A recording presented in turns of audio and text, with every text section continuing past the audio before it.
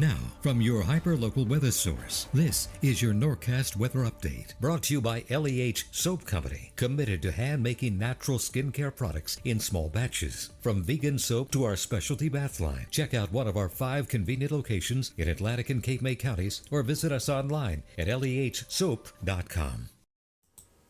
Hi everybody, meteorologist Brittany Trumpy. Right now is just about the peak with this storm. We are about to see some of our heaviest rounds of rain race across our area, and then really over the next 2 to 3 hours we'll slowly start to show signs of improvement. So here's the setup. Again, that rain slowly pushes further off the coast by about 3 a.m. Rain is done and over with. The good news is here across New Jersey and Delaware, we are expected to stay dry for the rest of your Wednesday and really into your Thursday. Finger crossed, maybe Friday afternoon.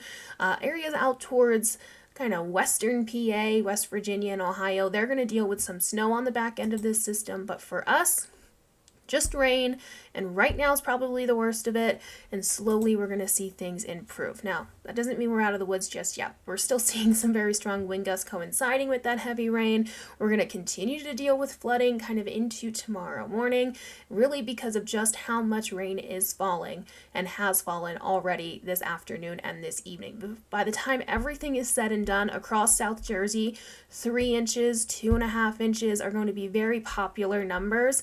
I would say even a couple of isolated 4-inch rainfall totals will be popular across South Jersey, North Jersey, into New York, Connecticut, Rhode Island. I think 5 to 6 inches of rain is going to be possible in widespread numbers, if not isolated, numerous areas across southern New England. So a lot of rain over not such a long period of time. And what that is fueling, well, a risk for coastal flooding, kind of 2 different versions of coastal flooding. Really, the minor impact with this one is going to be right along the Jersey Shore. We do have onshore flow. Those strong wind gusts are pushing a lot of water up along the coastline, and that is going to cause some minor flooding. You kind of factor that into the Delaware Bay, a lot of water being pushed up into the bay. That's going to cause moderate flooding for portions of South Jersey and for northern Delaware. And then you have an issue of major flooding. So all the water that gets pushed into the Delaware Bay gets pushed further up the Delaware River, gets pushed into all the rivers connected to that, plus all of the runoff from the heavy rain that we're seeing right now and we've seen all day. That's going to be also falling down into those rivers. So we're going to be seeing some major flooding, not only along the Delaware, but also just throughout South Jersey, PA, North Jersey. You're going to be seeing a lot of rivers that were already running pretty high kind of go past their banks. So if you live along a waterway, you do need to be vigilant for that, because it is going to be an issue not only tonight, but really into tomorrow morning and maybe even into the afternoon. Okay, so let's talk about the wind. We have already seen some really impressive wind gusts across our area. Very strong wind just kind of ripping across South Jersey. High wind warning has been in effect all afternoon, goes until about 4 a.m. tomorrow. You can also see that wind advisory. That's the yellow shading for the rest of New Jersey, kind of eastern PA and into at least northern Delaware. A lot of strong wind going on right now.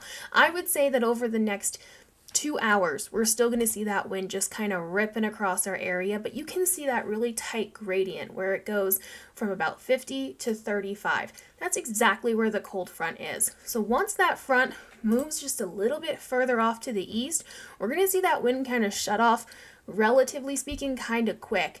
Now, not completely shut off. We're still seeing wind gusts of about 30 to 40 miles an hour, but that's a big difference compared to 50 to 60.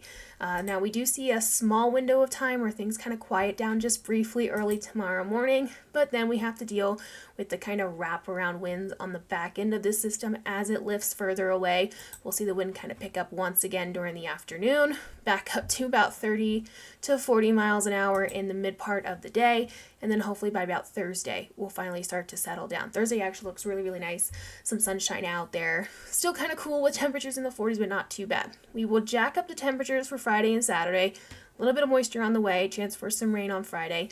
Not a huge system, but really we don't really need any extra moisture, so we could use a nice dry stretch, but we just don't look to have one.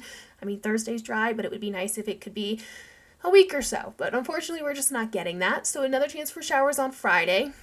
The second half of the weekend, we really start to cool down. We'll see some Arctic air kind of drop over the eastern part of the U.S., and that's going to lower our highs into the 30s and give us a chance at maybe some winter weather next week. Monday, Tuesday, some snow showers could be possible, particularly on Tuesday. Okay, stay safe, guys.